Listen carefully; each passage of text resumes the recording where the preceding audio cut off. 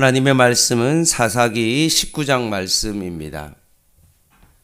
사사기 19장 말씀 강고 드리겠습니다. 다음 주 월화수 3일은 새벽 기도회와 수요 예배가 없습니다.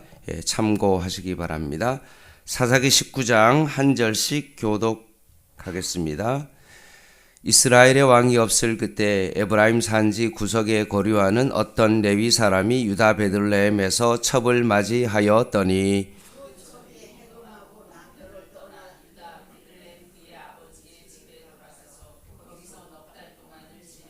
그의 남편이 그 여자에게 다정하게 말하고 그를 데려오고자 하여 하인 한 사람과 나귀 2마리를 데리고 그에게로 가매 여자가 그를 인도하여 아버지의 집에 들어가니 그 여자의 아버지가 그를 보고 기뻐하니라.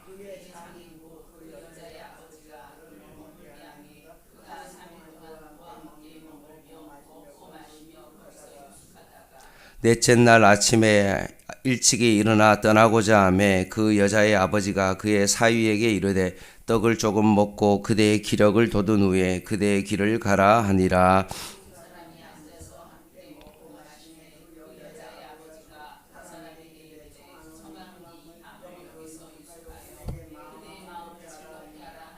그 사람이 일어나서 가고자 하되 그의 장인의 간청으로 거기서 다시 유숙하더니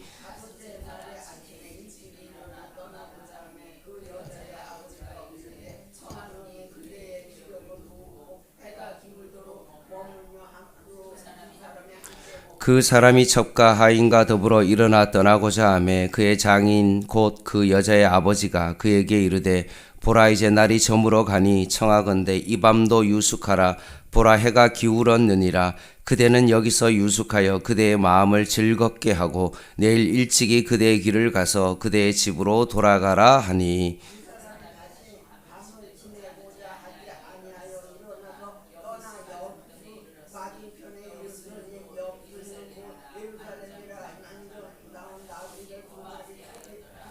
그들이 여부스에 가까이 갔을 때 해가 지려 하는지라 종이 주인에게 이르되 청하건대 우리가 돌이켜 여부스 사람의 이 성읍에 들어가서 유숙하십시다 하니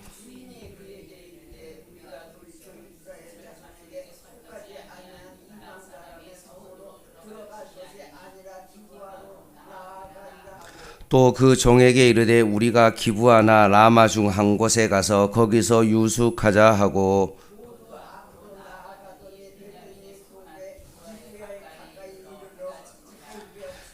기브아에 가서 유숙하려고 그리로 들어가서 성읍 넓은 거리에 앉아 있으나 그를 집으로 영접하여 유숙하게 하는 자가 없었더라.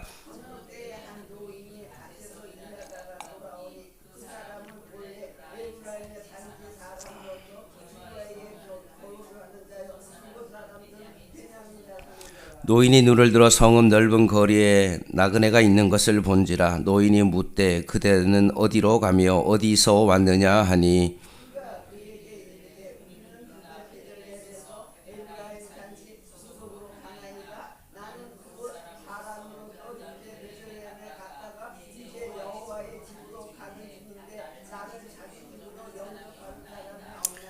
우리에게는 나귀들에게 먹일 집과 여물이 있고 나와 당신의 여종과 당신의 종인 우리들과 함께 한 청년에게 먹을 양식과 포도주가 있어 무엇이든지 부족함이 없나이다 하는지라.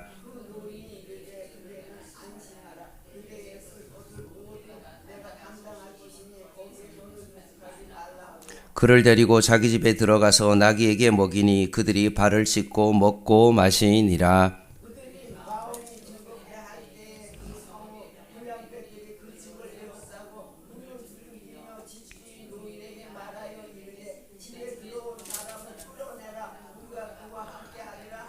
집주인이 그 사람이 그들에게로 나와서 이르되 아니라 내 형제들아 청하노니 이 같은 악행을 저지르지 말라.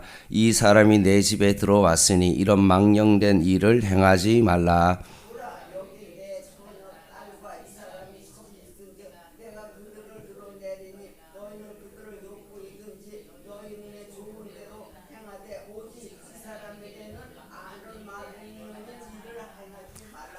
무리가 듣지 아니하므로 그 사람이 자기 첩을 붙잡아 그들에게 밖으로 끌어내매 그들이 그 여자와 관계하였고 밤새도록 그 여자를 능욕하였다가 새벽 미명에 놓은지라.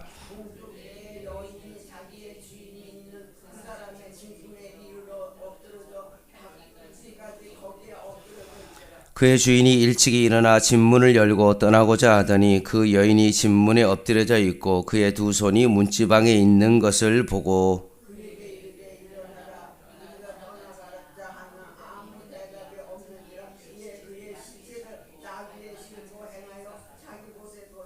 그 집에 이르러서는 칼을 가지고 자기 첩의 시체를 거두어 그 마디를 찍어 12덩이에 나누고 그것을 이스라엘 사방에 두루 보내매 그것을 보는 자가 다 이르되 이스라엘 자손이 애굽 땅에서 올라온 날부터 오늘까지 이런 일은 일어나지도 아니하였고 보지 못하였도다. 이 일을 생각하고 상의한 후에 말하자 하니라. 아멘. 사사기 19장은 이스라엘의 죄악이 얼마나 만연한지를 레위인의 타락을 통해서 보여주고 있습니다. 그리고 이것으로 인하여 12지파가 큰 위험에 빠지게 되는 내용을 담고 있습니다. 1절 말씀에 보면 이스라엘의 왕이 없을 그때, 어제도 살펴봤죠? 여기서는 일반적인 세상적인 어떤 왕을 이야기하는 것이 아니라 하나님이 이스라엘의 왕이신데 그 하나님을 왕으로 섬기지 아니하고 세상 가운데 나아가는 그들의 모습을 표현하고 있는 것입니다. 17장 6절과 18장 1절과 19장 1절에 나오고 21장 25절에 반복적으로 나옵니다. 사실 사사기 17장부터 21장까지 내용은 약속의 땅에서 가나안 땅을 분배받은 이후에 12지파 중에 베냐민 지파와 단 지파가 가나안의 여부스 사람들과 아모리 사람들을 진멸하지 않아 결국 얼마나 위험에 빠지게 되는지를 담고 있는 장입니다. 하나님께서 정복하라고 했으면 목숨을 걸고 정복하고 쳐내야 되는데 이 베냐민 지파와 단 지파가 그렇게 하지 못했던 것입니다. 이것이 바로 이스라엘 백성의 영적인 상태를 의미하고 있고요. 1절에 또 다른 주목해야 될 부분은 뭐냐 하면 어떤 레위 사람이 유다 베들레헴에서 첩을 맞이하였다라고 말씀합니다. 레위인은 하나님을 위해서 구별된 사람이죠. 모든 행동에 있어서 정말로 조심해야 될 사람입니다. 사회생활, 가정생활, 특별히 결혼생활에 있어서 엄격한 규정이 적용됩니다. 그래서 레위기에 보면 창녀나 이혼당한 여인을 취할 수 없습니다. 근데 더 끔찍한 사실은 이 레위인이 첩을 들였는데 행음까지 하고 난 다음에 자기의 집으로 돌아가 버렸습니다. 그리고 4개월이 지난 뒤에 찾으러 간다는 내용이 나옵니다. 8절입니다. 다섯째 날 아침에 일찍 일어나 떠나고자 하매 그 여자의 아버지가 이르되 청하노니 그대의 기력을 돋우고 해가 기울도록 머물라 하므로 두 사람이 함께 먹고라고 되어 있습니다. 레위인이 행음한 첩을 찾으러 베들레헴에 갔죠. 그랬더니만 장인이 얼마나 좋아했겠습니까? 행음한 여인을 찾으러 온 그 레위인을 바라보면서 계속 기력을 돋우고 여기서 머물라라고 말해서 결국은 5일 동안 머물게 되어집니다. 왜 5일 동안 머물는지에 대한 내용은 없습니다. 추측을 한다면 정식 결혼을 하는 것처럼 일주일을 채우려 한 건지 아니면 자신의 딸이 그냥 먼저 돌아가 버리면 율법대로 처벌될까봐 불안해서 그런지는 모르지만 다섯째 날이 되었을 때 장인의 권유에도 불구하고 결국 이 레위인이 자기의 길을 떠나게 됩니다. 에브라임으로 떠납니다. 10절입니다. 그 사람이 다시 밤을 지내고자 하지 아니하여 일어나서 떠나 여부스 맞은편에 이르렀으니 여부스는 곧 예루살렘이라 안장 지운 낙이 2마리와 첩이 그와 함께 하였더라 라고 되어 있습니다.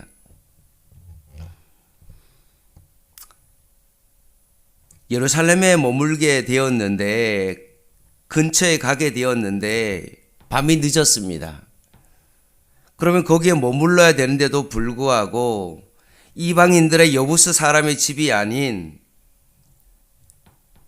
레위인이 기브아에 유숙하자라고 말합니다. 그래서 그들이 기브아에 도착했는데 거기서 재워줄 사람이 없는 겁니다. 근데 20절에 어떤 노인이 이르되 그대를 안심하라.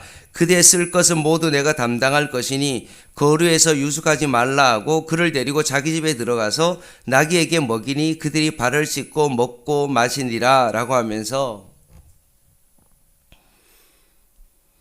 에브라임에 속한 그 사람이 자신의 고향을 떠나 동일하게 기브아에서 생활하고 있었던 거죠.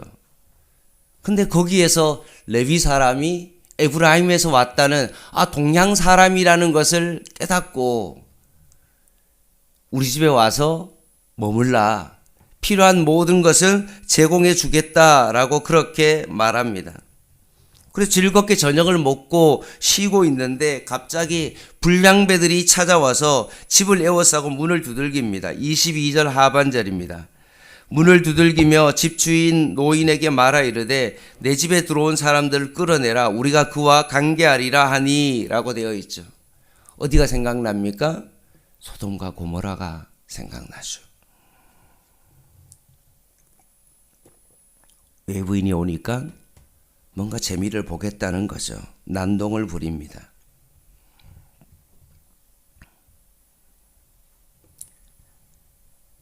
사실 원래 이 기브아는 베냐민 지파의 땅입니다. 12지파 중에 야곱이 가장 애지중지했던 아들의 후손인 베냐민의 젊은 남자들이 낯선 사람이 오면 추행을 하려 했던 소돔과 고모라 사람들과 똑같이 되어버린 겁니다.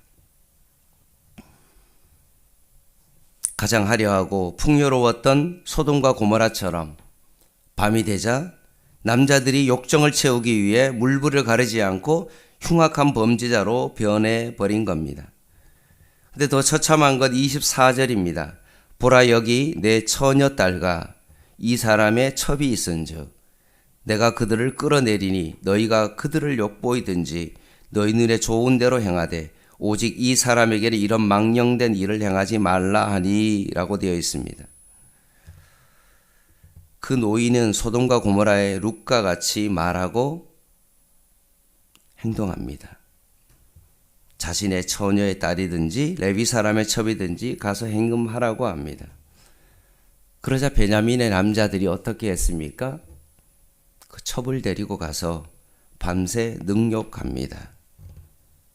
그 레위인의 첩은 결국 집 문 앞에 엎드려진 채 버려집니다. 레위인이 불러도 대답이 없습니다. 문지방에 손만 얹어놓고 결국 죽은 겁니다. 시체로 변해버렸습니다. 29절에 그 집에 이르러서는 칼을 가지고 자기 첩의 시체를 거두어 그 마디를 찍어 12덩이에 나누고 그것을 이스라엘 사방에 두루 보냅니다.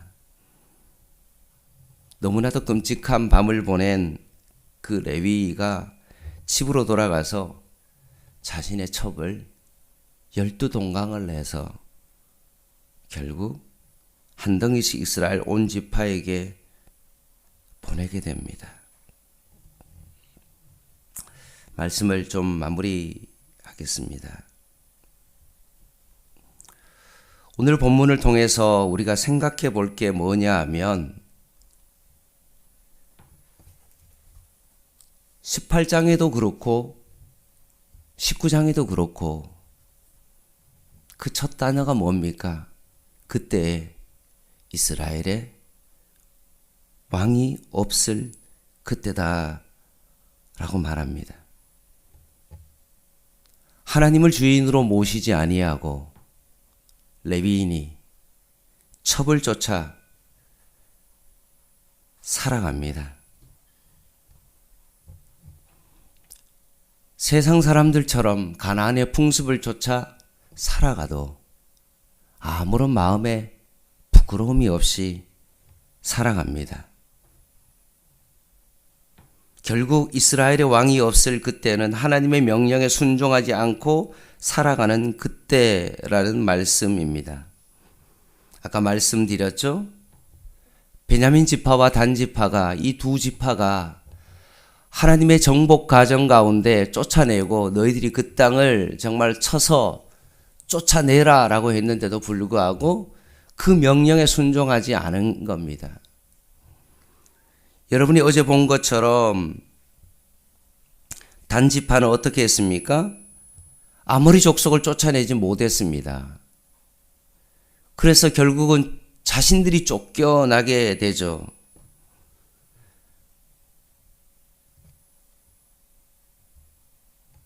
그래서 자기 속에는 옳은 대로 행하였다라고 말하면서 거주할 곳을 잃어버리자 기업 분배를 받지 못하자 정탐꾼 5명을 보내서 평온하게 살고 있는 북쪽으로 올라가서 라이스 사람들을 어떻게 합니까? 살육합니다. 자기의 소견대로 살아갑니다. 18장은 12지파 가운데 단지파가 각기 자기의 소견대로 살아가는 모습이라면 오늘 19장은 하나님의 명령에 순종하지 않은 베냐민 지파의 모습을 그리고 있습니다. 사랑하는 성도 여러분, 하나님의 말씀 가운데 이렇게 명령이 떨어지면 힘들더라도 순종하며 나아가야 됩니다. 하나님이 나의 왕이 되심을 인정하고 그 말씀대로 순종해야 합니다. 만약에 그렇게 그들이 순종하지 않으면 이렇게 제약 가운데 살아가고 평온한 쫓겨나서 결국은 다니다가 평온한 사람들을 참 어린아이와 많은 사람들을 살육하는 어떤 그런 지경까지 이르게 되어지고 여기에 나오는 베냐민 지파처럼 자신의 욕정에 따라서 그렇게 살아가는 부정한 삶을 살아갈 수밖에 없다는 것을 오늘 본문은 보여주고 있는 것입니다. 그래서 호세아 9장에 보면 뭐라고 되어 있냐면 호세아는 그들은 기브아의 시대와 같이 심히 부패한지라 여호와께서 그 악을 기억하시고 그 죄를 벌하시리라 라고 말하면서 호세아가 언급한 이 기브아의 시대가 바로 베냐민 지파를 이야기하고 있는 것입니다. 왕이 없을 그때에 죄를 지어도 그것이 죄로 여겨지지 않는 시대에 죄가 사회에 전반적으로 만연한 때에 돈이 인생의 모든 전부가 되어지는 그 시대에 사람보다 돈이 우선이 되어지고 얼마나 이윤 창출을 많이 하는가가 한 사람의 가치를 평가하고 하나님 앞에 살아가기보다는 스스로 하나님처럼 살고자 하는 그런 시대에 자기 소견대로 행하는 시대입니다.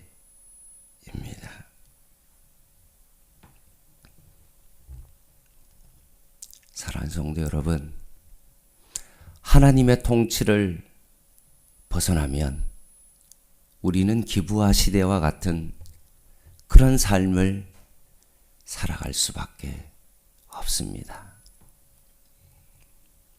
이 말씀을 통하여 조국교회가 다시 한번 이 말씀을 깊이 바라봐야 되고 양문교회가 다시 한번 이 말씀을 다시 한번 깊이 바라봐야 됩니다. 과연 나는 하나님의 통치 가운데 있는지, 하나님께서 나의 왕이심을 고백하며 살아가고 있는지를 다시 한번 깊이 바라보며 말씀 가운데 순종하며 살아가는 저와 여러분 되시기를 주님의 이름으로 간절히 부탁을 드립니다. 기도하겠습니다.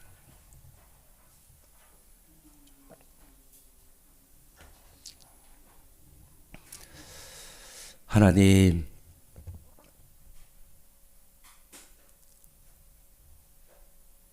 오늘도 레위인처럼 각자 자기의 소견대로 살아가고 베냐민 지파가 죄를 범하는데도 불구하고 그것이 죄로 여겨지지 않는 죄가 만연한 그런 시대를 살아가는 것처럼 오늘 이 말씀을 통하여 우리의 삶을 다시 한번 깊이 바라봅니다.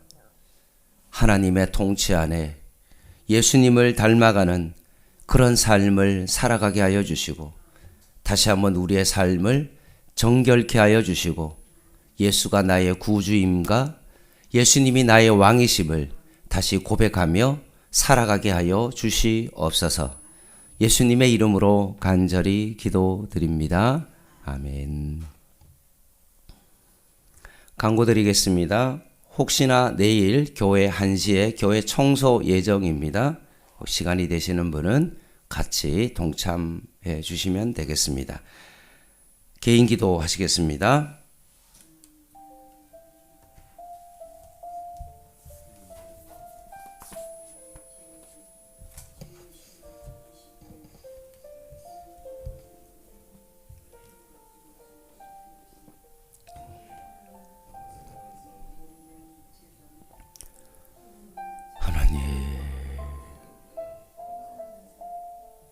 목회자가 윤리적으로 성적으로 타락하고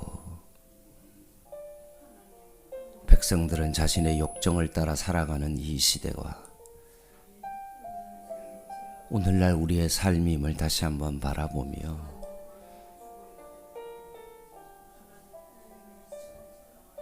거룩하고 구별된 삶을 살아가게 하여 주시옵소서.